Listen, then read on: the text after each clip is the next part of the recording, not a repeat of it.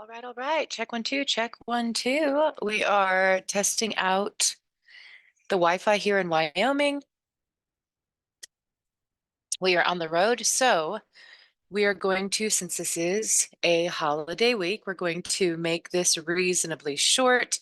I wanted to be able to follow up with a couple things that we've been talking about, and we were talking about finance and stuff, which what I meant by that was our previous YouTube was finance and stuff. I wanted to follow up with it. We only were on slide 15, promissory notes and security instruments. We were talking about adjustable rate mortgages. Oh, I can see that I'm clipping a little bit. Okay. Well, it is what it is, right? Maybe I can turn off. Let me see.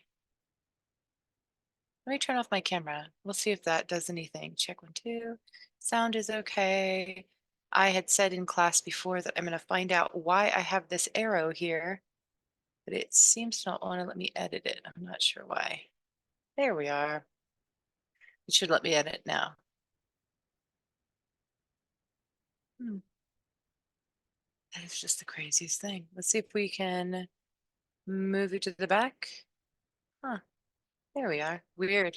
Okay, well, it is what it is. We'll just move it down here. Or arrow it right here. We'll make it fancy. We'll make it work with what we already have in the PowerPoint.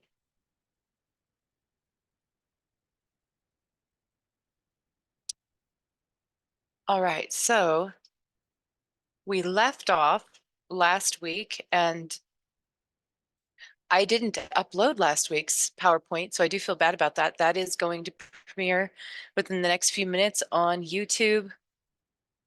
So we'll just finish out what we started. It looks like I really played a little too much with whatever those screens were. Hold on just a second. We need to make this one primary.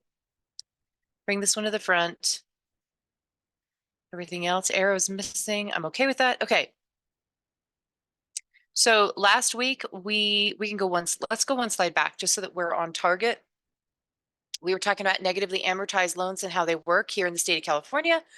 When I say here, I mean here as in that's where I teach, not literally where I am right now. I obviously am a little tired because I'm being a little too literal. But that being said, negatively amortized loans are not legal in the state of California. Adjustable rate mortgages, however, are a thing that is. And I'm going to fix anything I say over here on this screen, and once it refreshes, it will be available for you guys over there. But I'm recognizing that there are still some screen issues. I'm not 100% sure why. It's almost like this exact screen just did not want to do anything. So we're going to just bring the image to the front because it should say adjustable rate mortgage arm, and it's clipping. So it'll be fixed. It'll be in the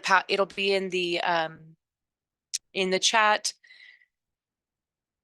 Google Drive or in the Google Drive. Sorry, the brain and the teeth and the head and everything are a little bit off. But that being said, adjustable rate mortgages, we kind of ended on those last week. We were talking about how adjustable rate mortgages are associated with the rate adjusting.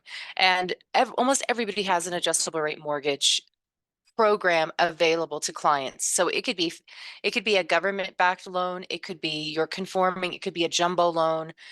Almost everybody in the industry that gives out loans to people that are looking to put them, as a mortgage against their house has some type of an adjustable rate mortgage. Sometimes the adjustment happens every year. Sometimes it happens every month. Sometimes it's locked in or adjusts after the first 3 years, after the first 2 years.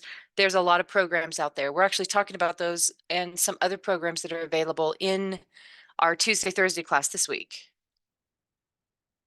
Someone had a question about how a VA loan works when trying to buy land to build, or will they only lend to buy a single family home for a first time home buyer with a VA loan? Well, VA, it depends on where they want to, because VA in the class we just did, VA does construction as well. Which one of the slides did we use for that? When we were in, I do have a Bob Barker in the background, so I do apologize for that. Wrong one. Prerequisite training. It's the practice class. It's not the book. Sorry, guys. It is. We actually, I think we discussed it yesterday in class. It might have been last week, but I think it was yesterday. Practice financing. Here we go. Because VA does do purchases, but then there's also CalVet when you want to buy property. Now, if you want to buy property, but you want to buy it in another state, we have to find out what those other states' programs are before we can.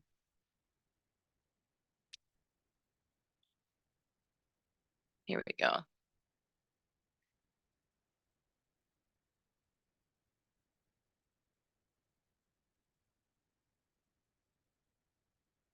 Jenny May.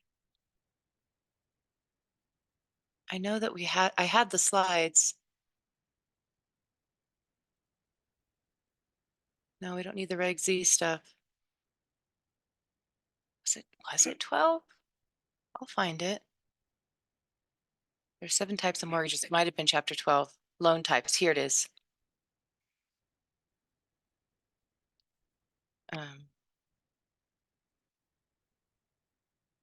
Or I could do this, CalVet, because that'll get us quicker to where I want to go.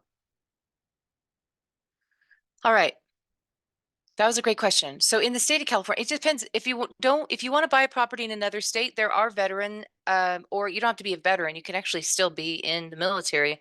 There are loan programs out there, but I don't know what they are in other states. I only know what they are in California. I forgot to message you. It's because I'm probably moving to Montana. Oh, good for you. And even if the prerequisites don't carry over, I'm still going to do them for the state and want to know this information. Look, there can't be that much. Well, when it comes to the federal government, there's not a lot of change. We have CalVet and we have a veteran or a VA loan. You don't have to be a veteran. You can still be in the service. That's been the change since the last time that I did a VA loan, because I'm not on the loan side of anything. So that would have been before 2008 was the last time that I worked with someone on VA.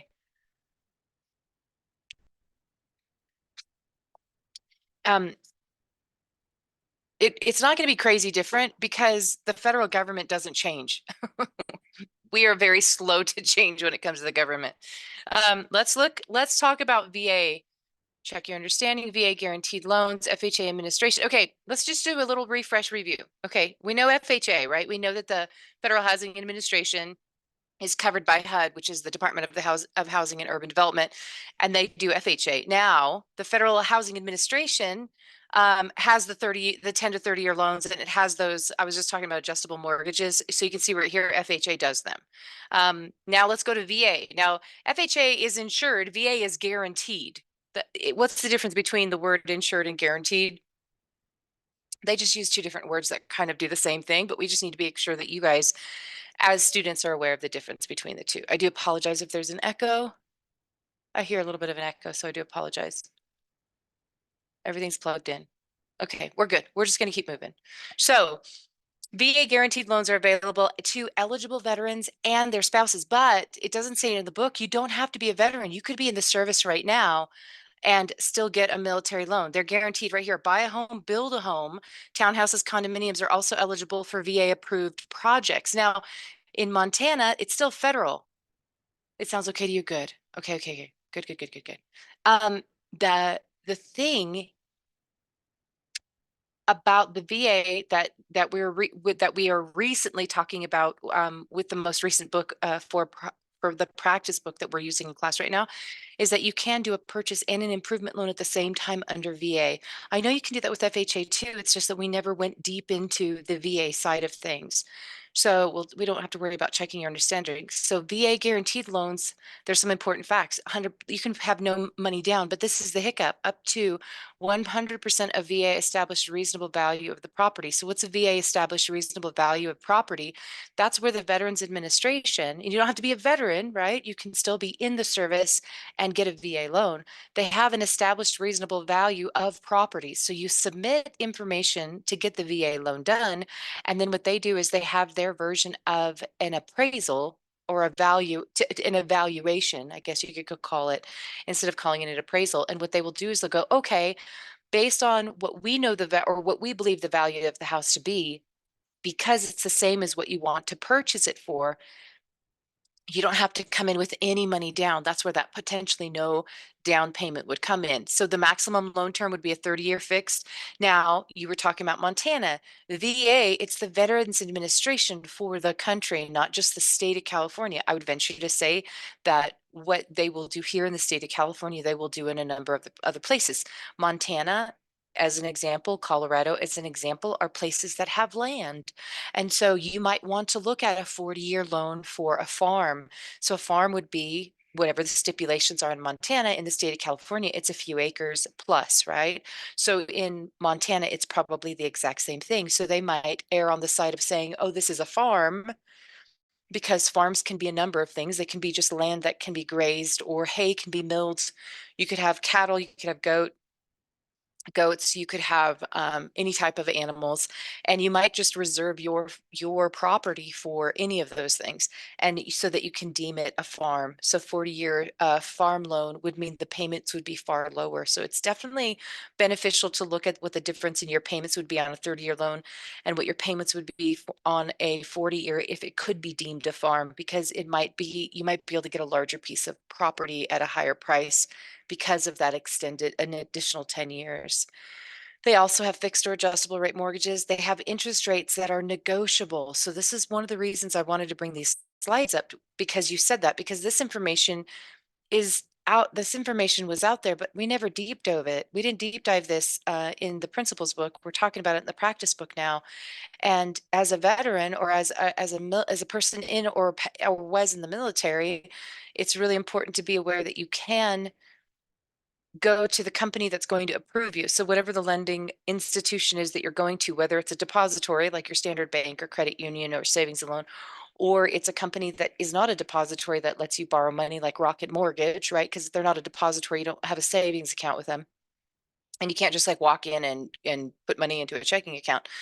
So whichever one of these companies that are going to be the one that you choose to get pre-approved, you have to go through this process of getting an established reasonable value of that property. Now, the interesting thing about the closing costs being limited, this is something that I want to encourage you about, because as a buyer of a property that would like to buy a VA loan, buyers cannot be charged a lot of closing costs, because that's just how the VA loans work.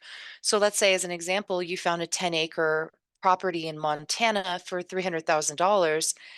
You could offer $315,000, with that $15,000 going towards your closing cost to counterbalance the fact that you can't have, as the buyer, a high amount of closing costs. Now, the property would have to come in at $315,000.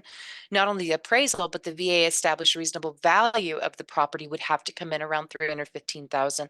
So there are some hoops that or not hoops, but there are some hurdles you would have to jump with regards to this. Now, if you could have it set up in such a way that the seller would help pay towards closing costs, but your money goes towards, like, let's say the seller pays all your closing costs, but you don't have to come in with any money per se, but if you had to come in with any money, it would be the difference between what would be allowed and what would not be allowed with regards to closing costs, and also that established reasonable value. So these VA guaranteed loans, you definitely have to walk through the process. Each property is unique. So what are the estimated closing costs roughly? Oh, I wish they were well, now in the state of California, we've got things that are a little bit different. I always say that the closing costs are between 5 to 7%. So 5% of $300,000, 0.05 times $300,000 is $15,000. And it could be higher, it could be lower. But yeah, and yeah, I know. Oh, sorry. Little Miss would like to sit on my lap. Yeah, most of the time. So the reason why the closing costs are where they are is you have to establish what's known as impound accounts.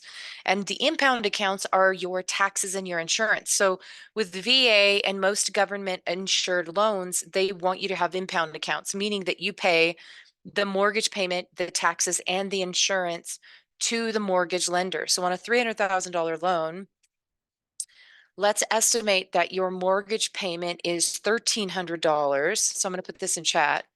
Mortgage is $1,300. Your taxes, now I don't know what the tax, well, I'll have to do California taxes because I don't know what the taxes are in Montana.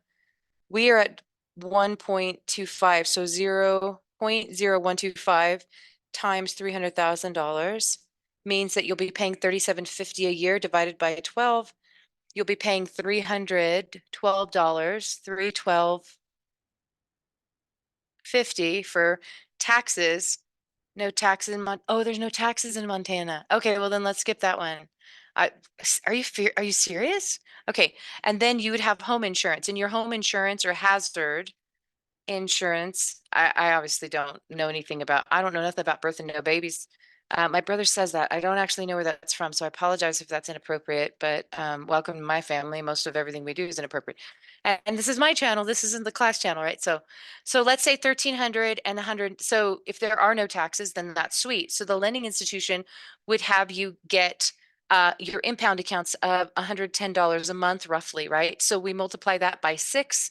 So that's $660 that you would have to come up with upfront. That would be a part of your closing costs to have the impound. The one thing I would say is, what other type of taxes are there in this in Montana? Because there's no property taxes, or there's no like cigarette tax, there's no alcohol tax, there's no state tax.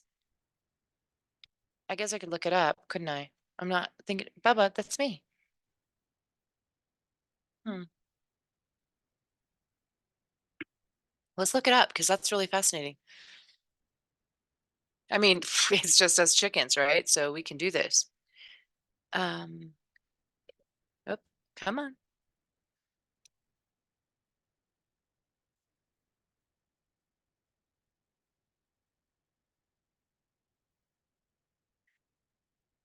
Does Montana have property tax?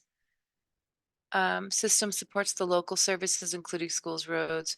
So residential property owners may almost have pay almost half of all property tax. Every 2 years. The state undergoes a reappraisal process to up. Okay, so what is the percentage? It's no tax state. Does not have a sales tax and does not levy taxes. Okay, so Montana does have property taxes. Montana's property tax is what? What's the percentage? So the tax rate is 1.35. So we're 1.25, and the tax rate is, oh, hold on a second. Oh, that's commercial. Holy cow. Okay, so they're at 1.35% for property taxes. I may be wrong though. You're not wrong. You're totally not wrong. The only reason I'm looking this up is well, there's a few reasons. One, you piqued my interest, and so it's good for us to know that. So they don't have a state tax, so there's no tax on like anything retail, right? But the reason I wanted to look it up is property taxes are usually there to help maintain roads, the schools, and the like. So if they didn't up wrong one, if they didn't have it, oh, I guess I don't have to have the screen up. What screen were we on? We're on the screen. There we are. So it's 1.35%. So if the property taxes in the state of California are 1.25% on $300,000 times 0.0135, that's 4,050 divided by 12, and then multiplied, that's 337. So Montana, just going off what they now, just because Google says it has it doesn't mean Montana property taxes are 1. 0.35%. So that would be on a $300,000 3K loan. That's 337.50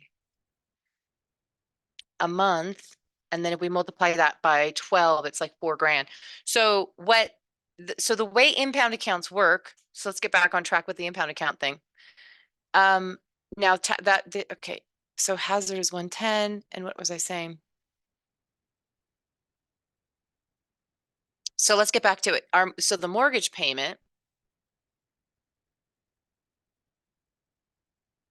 No, I don't want a new presentation. I just want a white screen. I'm sure there's a way to do white screen on this. I just don't use Zoom for all the things that it does. It's okay. I'll just keep typing it into chat. So a lot of times with impound accounts, what will happen is the lending institution will require you to have money set aside for these impound accounts and have this sent up from escrow. So they're going to want $2,025 for 6 months worth of property taxes. And part of the reason for that is because they are due in November, at least in California, and for the first set, and the second set is due in February. So they're going to ask for $2,025 for property taxes. They're going to ask for, what was the other one we did, was hazard insurance. And if we have hazard insurance, that's 110 times 6 roughly. So you're at 660. So total in impound accounts to lender, the lender, that's the VA approved lender. Let me put it that way. VA approved lender would be the 660 plus the 2,025.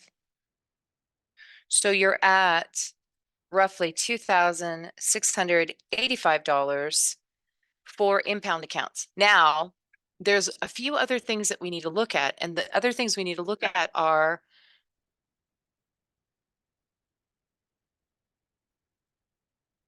and this is something we'll be going over tomorrow.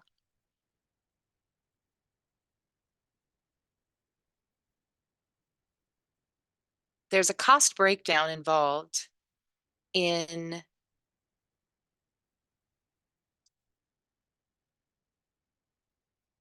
let's go over to this HUD fillable.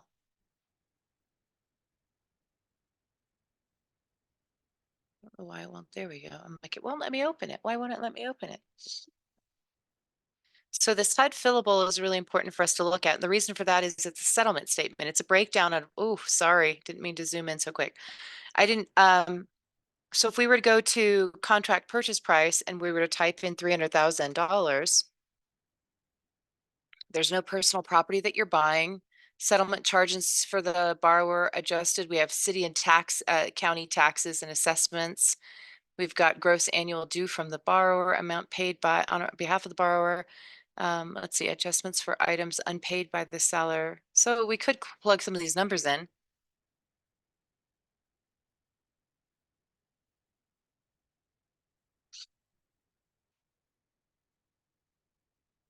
The assessment taxes would have been, it would be for like 1 month though, to be honest. So there's all these different costs that are going to incur. So you might have a tax for the purchase of property.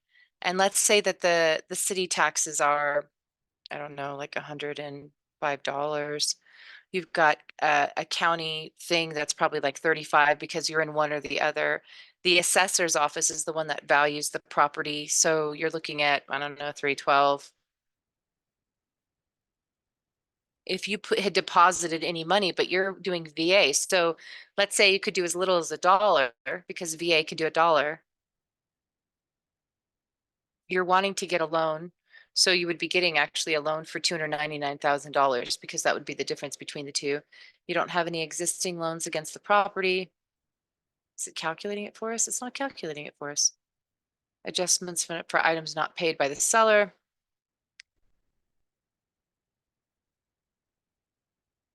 I was hoping that it would show us some other things. So hold on just a second.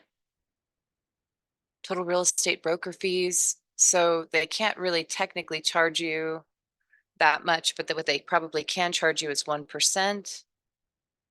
It would go to whomever. Our origination charge, that's actually up there. Your credit charge would be $35 or $39, I think, for that. Your adjusted mortgage charges, appraisal fees. Your appraisal fees will be right around $900 because the appraisal is a crazy price. To be honest, like the VA appraisals cost like $900. Of course, not a problem. The credit report, so sorry, credit reports over here, it'll roughly be 39 bucks. And so I'm just trying to show you like how all the money goes together. You have a credit report, tax service, flood cert. I don't know if you would have any of this, but a lot of this stuff costs anywhere from $50 to $100. So we just plug in some numbers. I don't like plugging in numbers if it's not going to calculate it for us though. Well, it's okay. Let's just go through the process and feel it out. Daily interest charges from this to this. So we don't have that. We don't, but you would have mortgage insurance premium. And the reason for that is your loan would exceed 80%.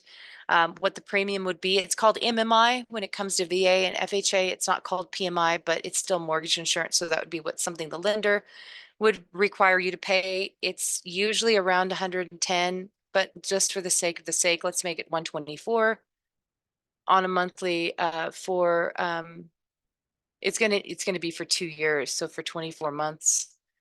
Home insurance, we already talked about that before. I think we said we were going to charge like 110. You might need to have 6 months of reserves. Homeowners insurance, that's the same thing as up here.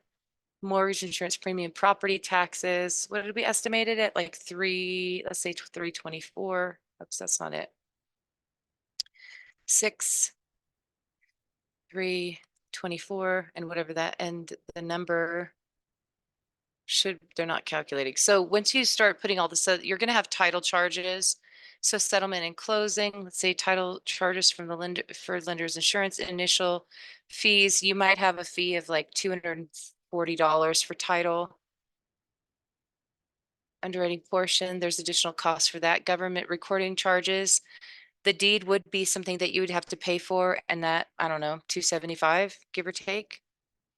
So once you start plugging in these numbers, I really was hoping, because we feel it's a fillable, I was really hoping that it would auto-populate. And this is something that you would be going through with your, well, as an agent, you'll do it yourself, but as with your loan originator, they'll give you a breakdown on all these. But notice that in this process, you're going to be charged not on every single tab, and the reason it's not, or every line, and the reason for that is you're not not all of these lines are associated with you. These these settlement statements are associated with, oh, here, I didn't put in VA there, file number, loan number would need to be in there, insurance, mortgage insurance case number. So that's information that would be communicated from the lending institution. So your name would be there. The property location would be to be determined is usually what I do with clients. Place of settlement, settlement agent, we don't have any of that information set up. But you'll notice that personal property, VA is not going to let you throw personal property and settlement charges to borrower. We don't yet know because we haven't put an offer in, but you'll notice that there is a place to fill in, you're getting hit by anywhere from $35 to $400. Adjustments for items unpaid by seller. Now these adjustments would be a situation where you've got the seller, let's say you're closing on the 15th of January. The seller will have paid for all of January ahead of time, most likely. And so what they are doing is they're adjusting. So what would happen is for 15 months of, say, your property taxes, for 15 months, for 15 days of the property taxes. So half the property taxes would be credited to the seller and would be charged to you for the difference of those of the month, because you're going to take over or occupy the property on the 16th. The sellers had the property till the 15th. So they'll show you these adjustments, meaning he'll have a positive, and then meaning he'll have a credit, you'll have a debit. And so that's what each of these are, because you're seeing up here, you're like, well, this is the information. Why are they asking for additional information? And so they'll counterbalance between the two. Um,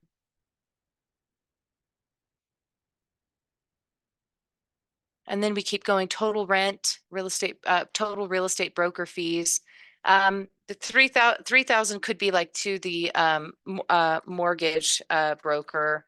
And then you might have 6%, which would be 0.06 times 300,000. I'm sure it should be that much easier. So you could say $18,000 is going to the realtors for buyer and seller, because they'll get 3%, right? So roughly 3%.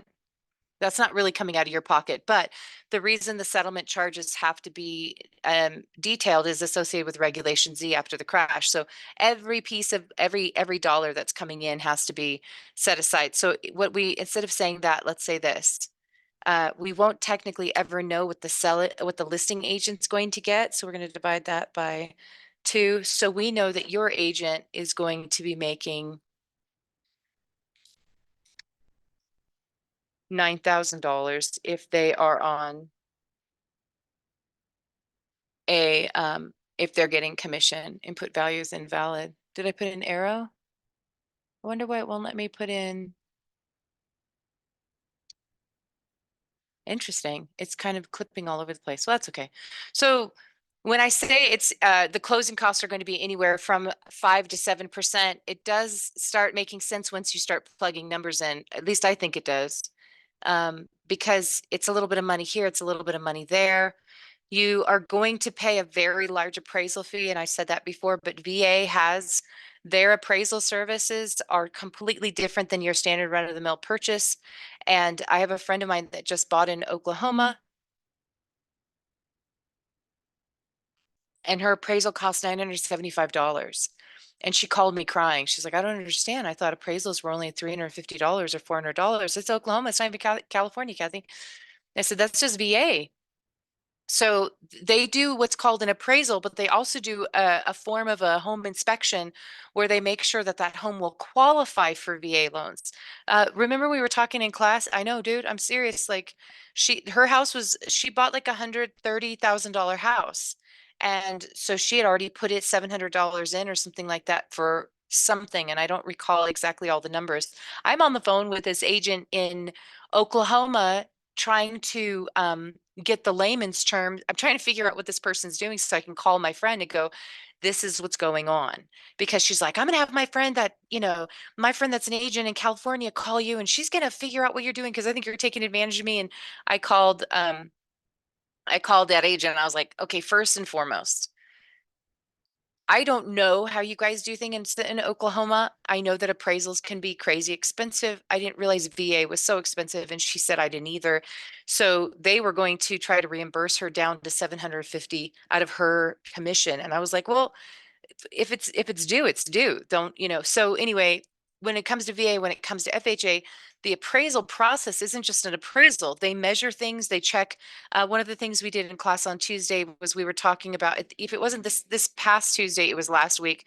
We were talking about FHA having, you must have a crawl space of a minimum of 18 inches in order for it to be approved for FHA. So in the same way, VA has these specific regulatory things set in place, and their appraisers, who are basically like home inspector slash appraisers, are checking to make sure that that property can be approved for the type of loan that the VA does. So like when you were saying in class, that sounds like discrimination. It's like, no, man, people don't want to go through these hurdles, but that doesn't mean they can't go through them. It's just that they need to go through them with somebody that is aware or understands. So $15,000 is a lot of money, but if 1,000 of it's coming right off the top and going to the appraiser, $15,000 is not a lot of money. You know what I mean? And it's that nickel and diming. You've got escrow, you've got title, you've got title insurance. You need to get the property insured. And you might find in Montana, they're like, don't worry about it getting insured. Nobody else owns the property. It's not about that somebody else owned the property. It's the fact that when the property is transferred from the seller to you, that there isn't a mechanics lien or some weird debts that are out there lingering that were never recorded. And then they come knock on the door and go, hey, you owe us money. Or like, I don't know you, you know? So there are these different fees, the transfer tax fee from the seller to you. Now, the transfer tax fee might be an exorbitant amount of money. And the reason it might be exorbitant is just like with Texas, um, there might not be the same type of taxes. I know a number of people that moved to Texas and they're like, oh, the tax base and this and that is different. You don't have like as high property taxes. I'm like, but there's always a counterbalance in the state. We might have high property, people think we have high property taxes in the state of California. New York's taxes don't have a cap like we do. They can't, they just continue to increase. At least we have Prop 13, but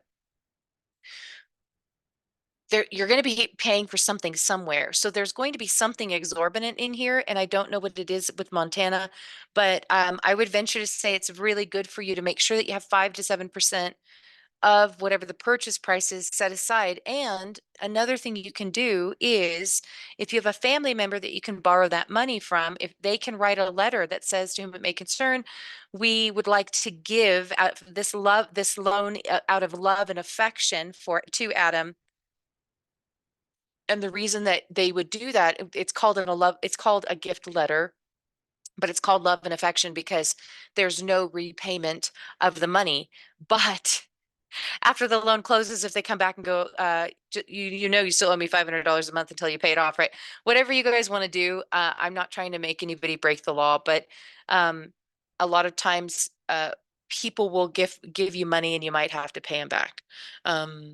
But they're not going to want to set up any type of loan information or interest rates or anything else. So, you know, the lending institution might go, are you going to be paying them back? And you're like, at a 0% interest, I'm going to be paying them $10 a month for the rest of my life, or whatever you guys want to negotiate. You can talk through. Lenders will want to know if you have additional debt being added to the debt that they see, because they need your debt to income ratio to meet a certain number. So again, it's one of those things where if somebody does want to give you money, it should be out of love and affection. And then if you guys later on decide it's no longer love and affection, it's a loan, then so be it or whatever. But try to be as honest as you possibly can. But I'm old school lender. Like, don't add to the debt that you already have because it'll throw you out of approval. Um, but I know that the book has said in the past that your closing costs are like 1%. So when you put 1% in there, and I'm like, if you include impound accounts. So if your lending institution includes impound accounts, you're talking what was it, 33, six, it was six. And so you're talking about 3 grand right there. The appraisal is 1,000. We're at $4,000. And we haven't even talked about the transfer tax fee of transferring it from the seller to you. We haven't talked about the cost of an escrow, the cost of the credit report, although it's probably $40. We haven't talked about what the cost is going to be towards a loan origination, because they will, for VA, charge you probably 1% up front.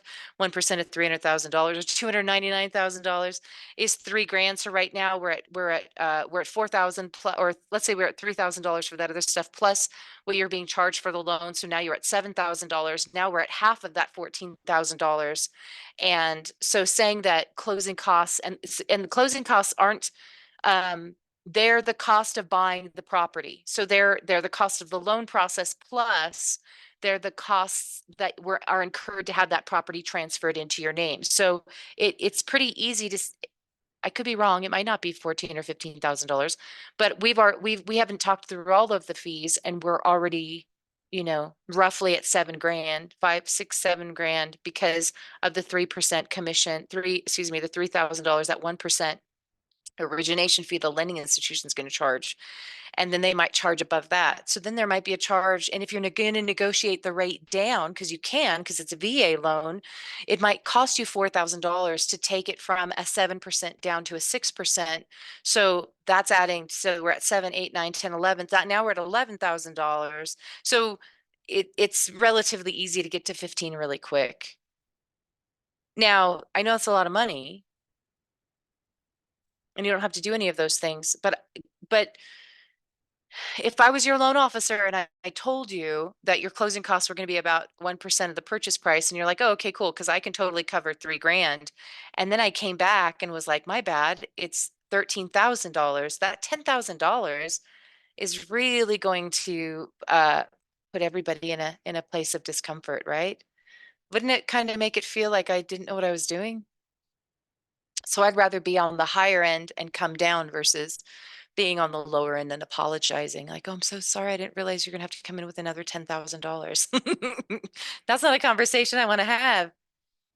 Yeah, you would be out of there instantly. And so being that I've been in the industry long enough, I can kind of prep people ahead of time. So there's stuff we'll talk about in class where I'm like, hey guys, I know the book says this. And of course, clinically that makes sense. But how would you feel if somebody said that to you? You know, and that's part of the reason why I talk to you guys about these things and try to walk through them with you so that there's a reality check within the paperwork, that it's just not me saying, well, it's 5 to 7%.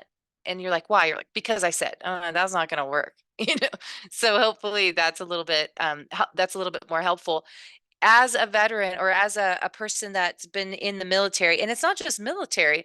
If you have a background, if you have CalPERS or CalSTRS with the fire department or the police department or education, the educational industry, if you've ever worked for a nonprofit, there are a lot of really cool programs out there for you.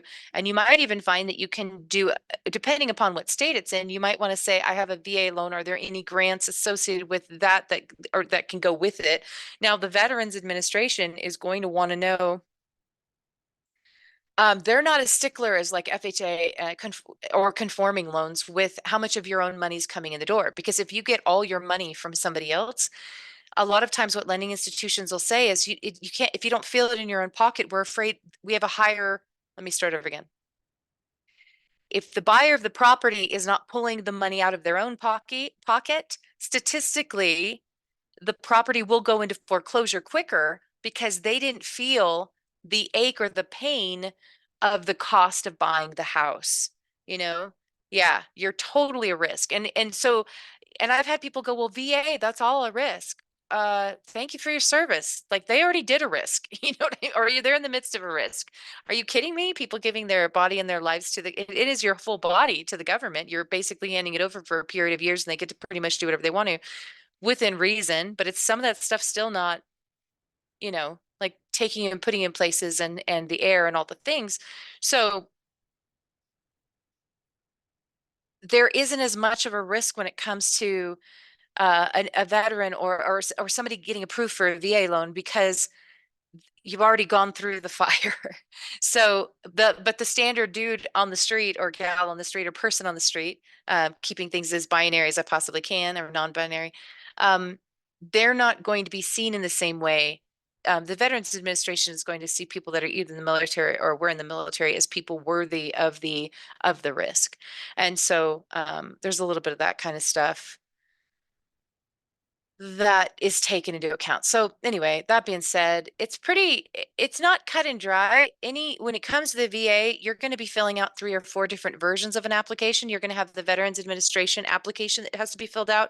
Then you're going to have your standard run of the mill 203 application that you need to fill out because that one's technically the first one you fill out. You go and you meet with the lender or you're on Rocket Mortgage's website and they have you fill out this paperwork. And a lot of times you're going to find that you're filling out the same information, but the header is different.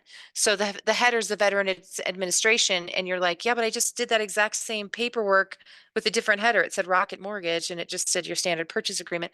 And then you go under the Veterans Administration and you're like, I'm filling out the same paperwork. But the reality of the situation is no matter what kind of loan that you're getting, you have to go over the hurdles that are associated with each of those things, and that's part of the reason why people don't like doing VA, because loan originators don't like doing because it's a lot of paperwork. But I mean, it is what it is. Like it's still a client, and you help that client, and you benefit them, and you help them find a home, and then their friends and family are helped, and maybe all of their friends and family are all military, or maybe all their friends and family aren't. But either way, you have that one under your belt that you can give an example on how that process is different than the other processes out there. I know people that started out VA and then realized how much additional paperwork they were going to have to deal with. And then that appraiser slash home inspector situation, they're like, forget it. I'm just going to get a regular FHA loan, or I'm going to just get a regular conforming loan, and I'm not going to worry about it too much. And then what they did later on was they refinanced that property into a VA loan, because you can do that too. Because it was a lot easier to refinance it. Now, I don't know how that works because I've never done that. But you probably just contact the Veterans Administration. So yeah. But that being said, ask me about something else. We got like 15 minutes. I'm finishing chapters 15 and 16 tonight so that we can do 13, 14, 15, and potentially 16 tomorrow. But I'm a little bit behind reading in the book and building the outline. So, um, but is there anything else? Like we can talk about any of it. Also, California doesn't have reciprocity, but meaning your education you're going through here, do you still want to sell here in California or become a real estate agent here in California? Or are you thinking, I'm out, I'm going to go do this exact same thing in Montana? The laws will be the state laws will be different. The federal laws will be right on target with what we've already discussed. So like discrimination and stuff it's not going to be different in Montana, with regards to regulation. I hope it's not any different with regards to the way people take care of each other. Um, can I be held under two different state brokers? Well, yeah, because it's two different licenses. So your license in the state of California is going to be carried by a broker in California, and your license in Montana would be under a broker in Montana. And one of the things you could do, it's not going to hurt to do both. And my reasoning for saying it is this: your broker in Montana, you might even find there's a broker in Montana that's licensed in California as well as in Montana. They also have to have a broker's license in both states.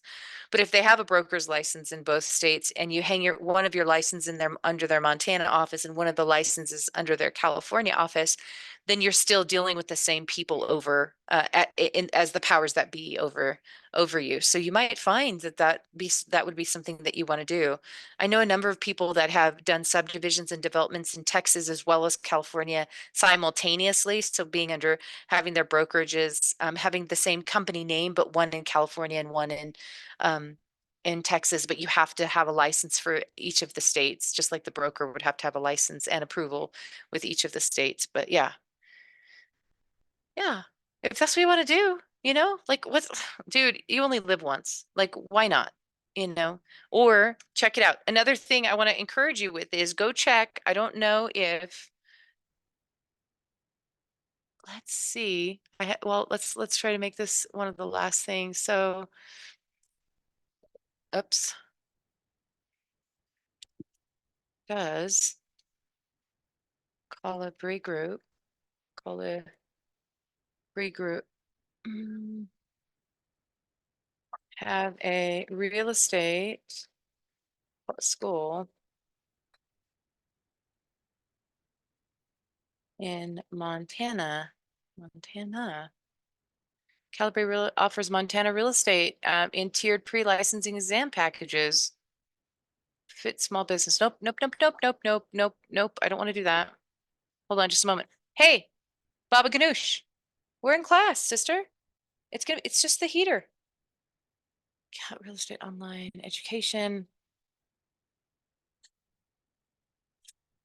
State, Montana. What? Oh, what just could, that's not what I wanted. Where are we? Lovey, seriously, dude, stop the trip. Get your license, continuing education, exam prep, upgrade license to luxury agent. Ooh, it sounds like they got some fancy stuff over there in Montana. Serious. Come on. It's being recorded. They're going to hear you about barking. Montana real estate license course online. Self-paced. Oh, this one's self-paced. So that means you don't do live lecture. Self-paced Montana real estate license course packages. Okay. I know. You're done with me being in school. I hear you. So we have unlimited learning. We have exam prep plus. We've got exam prep. So the basics are $213, 70-hour pre-licensed courses, pre-approved instructor support, 3-hour three real estate study guides. Okay, what's this one? Pre-licensed courses, 70 hours. So they have 70 and we have 3 and 45 is what? So we have 135 hours here in California. So it's less time. It looks like it's not live lecture. You can save 40% on pre-licensing education package and get a discount for launch 40.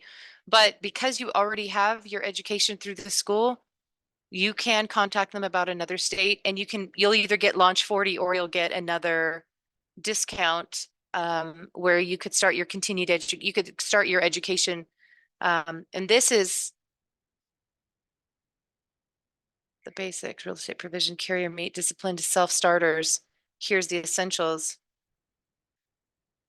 All inclusive, but it doesn't show, I don't see live lecture on here at all. So I don't think you have an instructor. There's no instructor for that one. So you'd be self-paced. So it's not a bad idea to check it out. They're trying to get me to sign up, I guess. No, I think I saw. Yeah, I'm going to talk to the school. That would be awesome. I think the expenses. Oh, the expensive one? I didn't even see. I obviously went for like the one that is the basic, but here, let me. Hey, no thanks. There it is. So go for the 376, the most popular unlimited learning, the ultimate. This all-inclusive package offers professional growth opportunities to expand your career and industry influence, 40% off, 70-hour pre-licensed courses, state-approved instructor support. That's three real estate study guides. So that's basically what you have right now.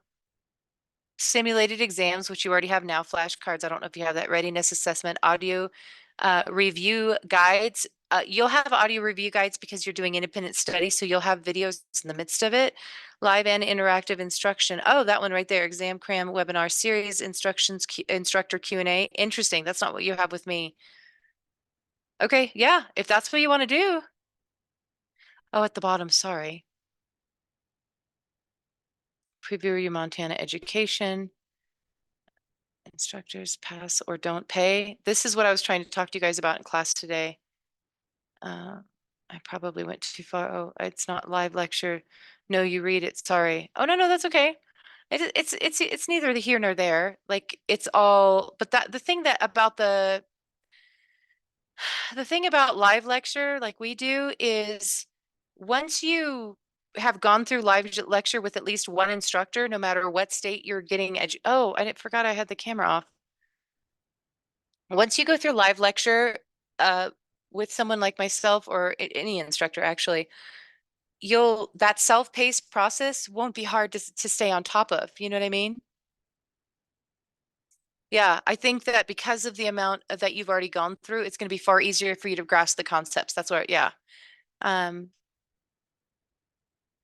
Yeah, and that's whether you learned it with me or whether it's just because we're already 2 months or a month and a half in, we're on the slippery slope on the other side of the hill coming down. You've already done one open book exam, and the difference between the open book exam that you did for the state of California and the one from Montana is not going to be different because you already know the student dashboard. You already know the way that the school sets things up. You already understand like the monitoring process.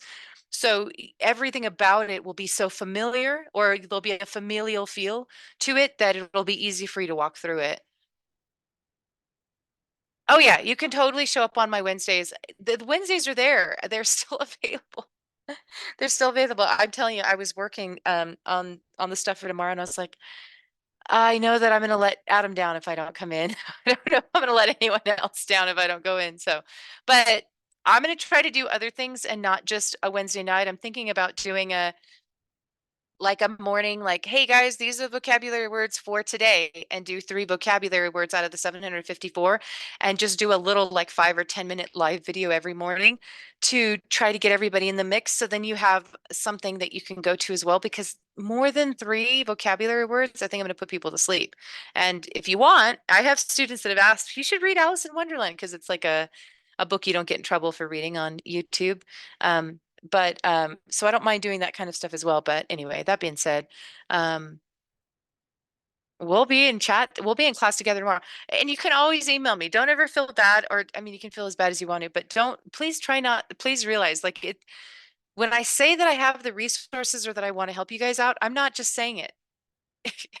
And sometimes I have students go, Oh my gosh, you're serious. Why would I lie to you about that? You guys are going to have enough people lying to you when you get into the industry or letting you down, not even gracefully. I'd rather set a precedence of your expectations to be higher so that you pick a good broker and you decide to work with good agents than to have you walk into the industry the way I walked into the industry, which was delusional. I thought people, like everybody told the truth, and like I was going to church, and real estate's not like going to church at all. So, or like temple or whatever you want to call it. So, anyway, but let me know if you have any questions. If not, let's go and let's just chillax until tomorrow morning. Well, I'm not. I'm going to work on the PowerPoints, but okay.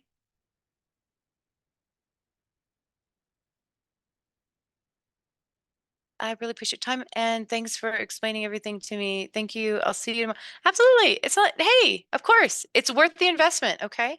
So be blessed and encouraged. Have a good evening. And I'll see you in a few hours, or you'll see me in a few hours. I'll have a great evening. You have a great evening as well. Did you want to say goodbye? Did you want to say, I finally see everybody? Yeah, I know. You did so good. You did so good in the ice. Huh. We're getting used to this Montana weather. Sorry, Montana, Miami weather. Yeah. Okay. All right, everyone. We'll see you soon. Bye. Bye. Bye. Bye.